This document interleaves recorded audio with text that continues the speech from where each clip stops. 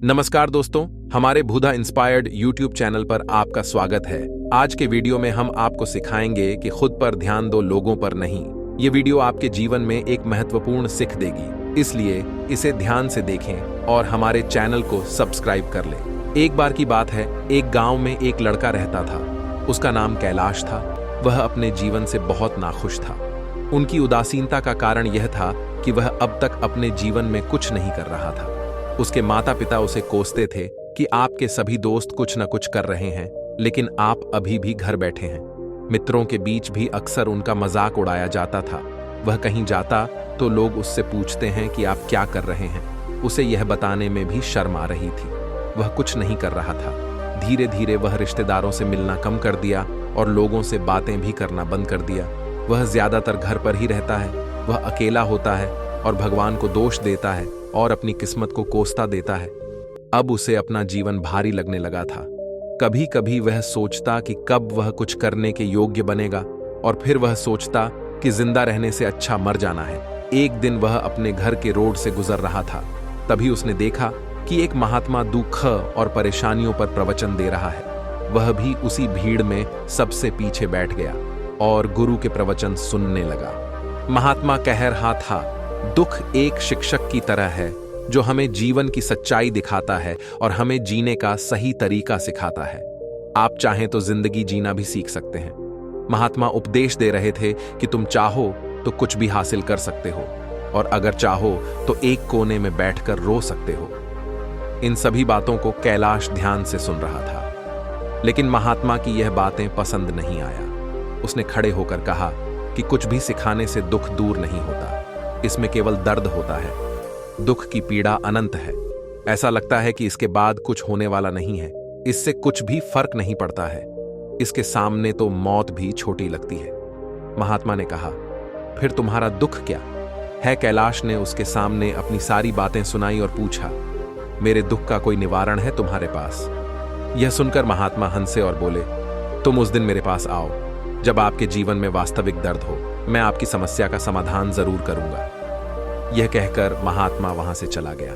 कैलाश ने सोचा, कहीं मेरा दुख झूठा तो नहीं है? क्या मैं जिस दर्द से गुजर रहा हूं वह झूठ है? मेरा दुख कोई नहीं समझ सकता। जब मां बाप नहीं समझते तो महात्मा क्या समझेगा? उनके दुखों से व्यथित होकर कैलाश ने एक फैसला लिया कि अब वह कुछ करेगा। कैलाश ने एक छोटा कारोबार शुरू किया, पर उसे सफलता नहीं मिल रही थी। लेकिन उसके घर वाले पूछते हैं कि क्या वह कुछ कोशिश कर रहा है। वह अपने कारोबार में लगा रहा और धीरे धीरे उन्हें सफलता मिलने लगी। फिर उसने रफ्तार पकड़ी और केवल 5 साल के अंदर ही वह एक बड़ा व्यापारी बन गया। अब कैलाश के आसपास ऐसे कई लोग थे जो कि फिक्र करता था, जो उससे प्यार करता था। अब उनके परिवार के लोग भी उसकी तारीफ करते नहीं थक रहे थे। समय के साथ दोस्तों की संख्या बढ़ती जा रही थी। अब वह अपनी जिंदगी से बहुत खुश था। उनके कुछ मित्रों ने उन्हें सलाह दी कि जब आप एक बड़ा व्यापारी बनकर बहुत खुश हैं, तो सोचो अगर इस गांव और इस इलाके का सबसे बड़ा व्यापारी बन जाते हैं तो आपको कितनी खुशी होगी। कितने लोग आपसे जुड़ना चाहेंगे, आपकी कितनी बड़ी तारीफें होंगी, और बड़े कारोबारी भी आपसे दोस्ती करना चाहेंगे और जरूरत पड़ने पर ही आपसे पैसे मांगेंगे। मित्रों की यह बात कैलाश के मन में घर कर गई। अब और पैसे कमाने की कोशिश करने लगा, लेकिन उसे यह सब बहुत ही कम समय में चाहिए था।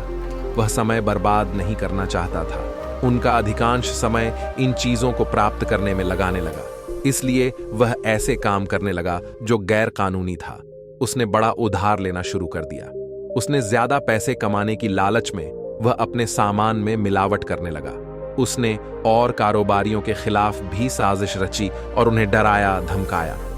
जैसा उसके लोग कहते थे वैसा ही करता था। वह इन तरीकों से ज्यादा मुनाफा कमा रहा था, पर अब उसकी जिंदगी में पहले जैसा आराम नहीं था।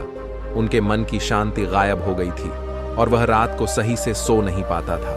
वह बेचैन रहता था। वह सब कुछ हासिल करके भी उन्हें किसी चीज में खुशी नहीं मिल रहा था। एक दिन कैलाश अपनी गाड़ी से कहीं जा रहा था।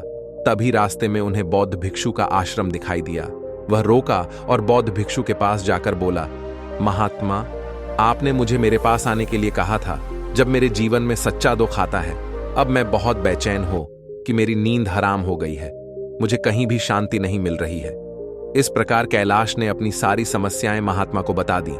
गुरु ने कहा, जब तुम पहली बार मुझसे मिलने आए थे तब भी तुम किसी दुख में थे।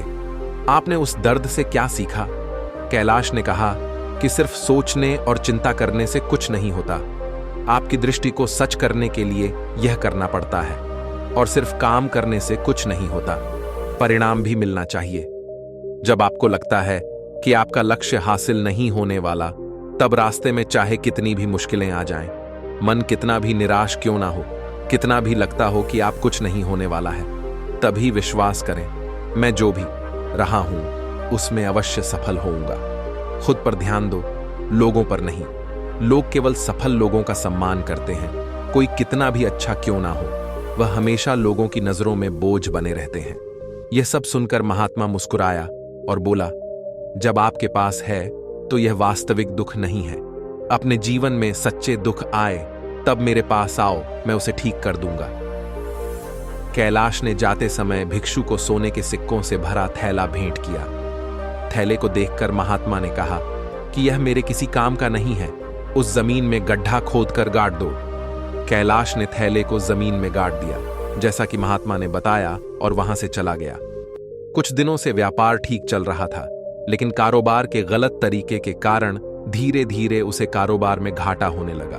उसकी सारी धन धीरे धीरे खत्म होने लगी, और एक दिन ऐसा भी आया जब उसके पास कुछ भी नहीं बचा है और उस पर कर्ज का बोझ चढ़ गया था। परंतु वह बेफिक्र था, क्योंकि उसने अपना सारा कर्ज अपने मित्रों से लिया था। उसने सोचा कि उसके मित्र बुरे वक्त में उनके साथ रहेंगे, लेकिन ऐसा कुछ नहीं हुआ। जैसे ही बुरा समय आया, मित्रों उससे कर्ज मांगने लगे। अगर उसने कर्ज नहीं लौटाया, उन्होंने उसे जान से मारने की धमकी भी दी। उनके सभी शुभ चिंतक और हमदर्द उससे दूर हो गए। उसके दोस्त जो उसके साथ मस्ती किया करते थे, अब उससे दूर भाग रहे थे। उसका परिवार उसकी गए है और कमियां गिनाने लगा। उनकी सारी जायदाद नीलाम कर दी गई और उसके पास कुछ भी न बचा। जब उसने अपने पिता से मदद मांगी, पिता ने कहा कि मेरे पास थोड़ी सी धन है, मैं तुम्हारी मां को क्या कहूंगा? अगर मैं तुम्हें दे दूं, यह धन हमारा अंतिम उपाय है। कैलाश के मन में गहरा दुख गया। उसके अगल बगल कोई नहीं था जो उनके पीड़ा को समझ सके, जो उसे संभाल सके। लोगों के इस विश्वासघात के कारण वह अंदर से टूट चुका था। वह सोचने लगा कि अब जीने का क्या मतलब है, अब मौत ही मेरा सहारा है। वह आत्महत्या करने के लिए कहीं पर जा रहा था। तब उसे याद आया कि उस महात्मा ने उससे कहा था, मेरे पास आओ जब तुम्हारे जीवन में सच्ची दुख हो। कैलाश महात्मा के पास गया और अपनी सारी बातें सुनाई। आंखों में आंसू लिए उसने कहा कि महात्मा, मेरे दुख का हल कीजिए। महात्मा ने कहा, जब जीवन में सच्ची दुख होगा तब मेरे पास आ जाना, मैं इसे जरूर सही करूंगा। कैलाश ने कहा कि यह क्या हो रहा है, मेरी जीवन में अभी दुख नहीं है, तो आखिर सच्चे दुख क्या है? महात्मा ने कहा कि पहले आप मुझे बताओ, आपने अपने दुख से क्या सीखा? कैलाश ने कहा कि मैंने वह सीखा, जो लोग हमारी जिंदगी में आते हैं वह हमारी सफलता और प्रगति के कारण वह हमें धोखा जरूर देंगे, क्योंकि बुरे समय में वे हमारे साथ नहीं खड़े होंगे। वे अच्छे समय में ही हमारा फायदा उठाएंगे और बुरे समय में हमें छोड़ देंगे। उन लोगों पर ही विश्वास करें जो हमारे बुरे समय में हमारे साथ खड़े रहते हैं। लेकिन ऐसे लोग बहुत कम होते हैं, लेकिन जिनके पास है उन्हें उनकी शुक्रिया अदा करनी चाहिए। उनका मजाक नहीं करना चाहिए, कभी भी किसी के खिलाफ साजिश नहीं रखना चाहिए। अपना काम ईमानदारी और विश्वास से करें और कभी लालची मत बनो। अपने सारे दुख दर्द और अनुभव बयां करने के बाद कैलाश महात्मा के सामने आंखों में आंसू लिए बैठ गया। कुछ देर बाद महात्मा उठे और जमीन में एक गड्ढा खोदा और थैला निकाल लिया जो सोने के सिक्कों से भरा हुआ था। उसने कैलाश को देकर कहा, मेरे पास आओ जब तुम्हारे जीवन में सच्ची दुख हो। कैलाश ने अपने महात्मा को शुक्रिया किया और उसे प्रणाम करके चला गया। उस रुपया से उन्होंने एक छोटा सा व्यापार चालू किया। अब वह छोटा कारोबारी कर भी खुश हैं। उन्होंने पूरी मेहनत और सच्चाई से व्यापार किया। जल्द ही वह अपने गांव का एक बड़ा कारोबारी बन गया। उनका जिंदगी सुख सुविधाओं से भरा हुआ था। लेकिन कोई कितना भी अच्छा क्यों ना हो, लेकिन जीवन में दुख आता है तो कैलाश के जिंदगी में भी दुख आते थे। अपने माता पिता की मृत्यु के रूप में वे दोनों एक ही दिन मग कैलाश अपने माता पिता से बहुत प्रेम करता था, इसलिए उनके निधन से उन्हें बहुत दुख हुआ। वह दोनों शवों को श्मशान घाट ले गया, जहां अंतिम संस्कार किया गया। वहां उसने अपने माता पिता का पार्थिव शरीर जलता हुआ देखा तो उनका मन अशांत हो उठा। उसके मन में कई सवाल उठने लगे। वह घर वापस आ गया, इसलिए उसने अपने माता पिता के घर और धन को देखा, जिसके लिए उनके पिता हमेशा लड़ते रहे। आज जो छोटा पर्दा है जिन्होंने इसकी देखभाल की, इसके लिए लड़ने वाले इस दुनिया से चले गए। उसके पिता ने जो कुछ कमाया वह सब यहीं रह गया। एक दिन पहले तक उसके पिता मारपीट करते थे किसी के साथ उसकी धन के लिए। आज वह खुद इस दुनिया से चले गए। उसका मन ऐसे अनेक विचारों के सवालों में था। वह अंदर से अकेला और डरा हुआ महसूस कर रहा था। वह खाली महसूस कर रहा था। उसे लगा कि कुछ है जो वह समझ नहीं सका। इसलिए वह महात्मा के पास गया। उसे देखकर बौद्ध महात्मा जी ने कहा, क्या जीवन में कोई दुख है? कैलाश ने कहा, वैसे तो जीवन में कोई दुख नहीं है, सब कुछ अच्छा चल रहा है, लेकिन आज मेरे माता पिता का स्वर्गवास हो गया है। इस घटना से बेहद दुखी और बेचैन हो। महात्मा जी ने कहा, इसमें बेचैन होने की क्या बात है? एक दिन सबके अपनों को मना है। कोई न कभी जिंदा रहा है और न कभी रहेगा। एक दिन तुझे भी माना है। शायद तुम कल ही मर जाओगे, या आप आज भी मार सकते हो। कैलाश ने कहा, क्या कह रहा हूं? महात्मा में भी मर जाऊंगा, लेकिन मैं अभी ठीक हूं। बौद्ध ने कहा कि सब जी रहे हैं इस भ्रम में कि मृत्यु केवल दूसरों को आती है, बड़ों के पास ही आती है। लेकिन ठीक लोग और बूढ़े भी मर जाते हैं, बच्चे मर जाते हैं। मौत का उम्र से कोई लेना देना नहीं है। यह सभी को प्रभावित करता है। गुरुजी की ये बातें कैलाश के मन में घर कर गईं और वह शांत से चला गया। लेकिन उसका मन अभी भी ख्यालों में था। वह खाली महसूस कर रहा था। वह सारा दिन अपने बारे में ही सोचता रहा कि वह कौन है, वह इस दुनिया में क्यों आया है। क्या जीवन का लक्ष्य केवल चीजों को खाना और मना है? ऐसे कई सवाल उसके दिमाग में लगातार उठ रहे थे, लेकिन उन्हें अपने किसी भी सवाल का जवाब नहीं मिल रहा था और उसका 2 समय बाद समय बढ़ता ही जा रहा था। इसलिए कुछ दिन बाद वह फिर से बौद्ध महात्मा के पास पहुंचा और बोला, हे गुरु, मैं बहुत दुखी हूं क्योंकि मैं यह नहीं जान पा रहा हूं कि मैं कौन हूं और मैं इस संसार में क्यों आया। यह सुनकर महात्मा जी मुस्कुराए और बोले, आज आपके जीवन में पहली बार असली दुख आया है। यह सच्चे में दुख कहलाने के लायक है। हम नहीं जानते कि हम कौन हैं, हम क्यों आए हैं, क्या करें, कैसे करना है। कैलाश ने अपने बौद्ध महात्मा से कहा कि उसकी दुख दूर करें। महात्मा ने कहा कि हम सभी इंसान हैं, जीवन भर हर चीज जमा करते रहते हैं। कैलाश ने कहा कि सभी इंसान जीवन भर धन दौलत, परिवार, सामान, दोस्त, दुश्मन आदि जमा करता है। महात्मा ने पूछा, क्या हम जमा की गई चीजों में से कुछ भी अपने साथ ले जा सकते हैं? कैलाश ने कहा, कोई भी आदमी अपने साथ कुछ भी नहीं ले जा सकता, वह सिर्फ अकेला ही जाता है। मेरे माता पिता भी अपने साथ कुछ भी साथ नहीं ले गए। सब कुछ, धन दौलत, रुपया पैसा, सब कुछ यहां पर छोड़कर चले गए। गुरु ने कहा, अब मेरी बात ध्यान से सुनो। इस दुनिया में हमें जो जमा करना चाहिए वह हम नहीं करते। वह चीजें हमारे सामने होती हैं, लेकिन हम उन्हें देखने की कोशिश नहीं करते। हमें इस दुनिया में जो कुछ भी संग्रह करना है वह हम खुद है।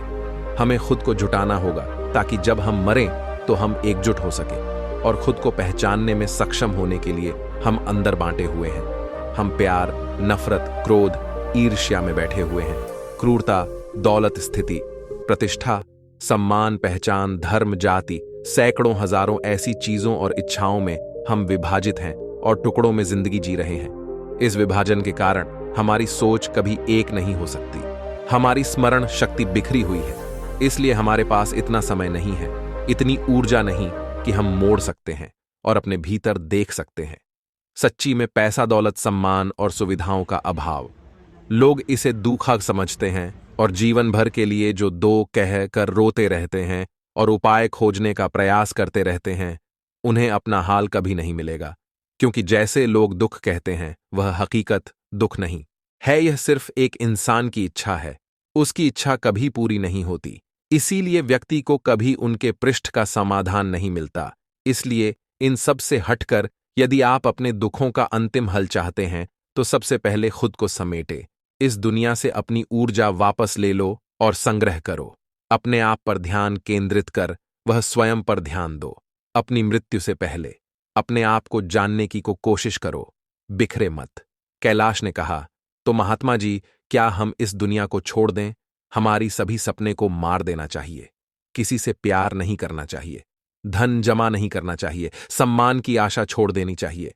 महात्मा बुद्ध ने कहा कि भावनाओं और इच्छाओं ऐसे बिखरे हुए इंसान से निकाला और जैसे कोई पत्थर पहाड़ से गिरे जिस पर पर्वत का कोई वश नहीं है, सिवाय देखने के परेशान होना और कुछ खोना, वैसे ही बिखरे हुए इंसान की इच्छाएं बेकाबू और दर्दनाक है।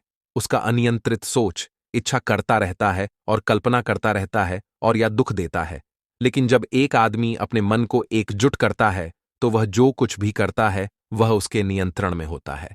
फिर उसकी इच्छा से इच्छाएं भी उत्पन्न होती हैं। कैलाश ने कहा कि आपने मेरे सच्ची दुख का हल कर दिया। आपका बहुत बहुत शुक्रिया। अब से मैं खुद को समेटने, खुद को तराशने की कोशिश करूंगा। महात्मा ने कहा कि मानव शरीर में बहुत ऊर्जा और शक्ति है, लेकिन यह फालतू के कामों में बैठा हुआ है, बेकार की बातों में लगा हुआ है। यह एक बहुत ही शक्तिशाली सामान की तरह है। एक आदमी के हाथ में रखा जा रहा है और वह बिना सोचे समझे अपनी शक्ति बर्बाद कर रहा है और बिना किसी नियंत्रण के 30 शक्ति पर ध्यान दें, अपनी चेतना और इसे इकट्ठा करें। कैलाश को अपने सवालों का उत्तर मिल गया। उसने अपने महात्मा गुरु का धन्यवाद किया और चुपचाप चला गया। दोस्तों, उम्मीद है आपको यह कहानी पसंद आई होगी।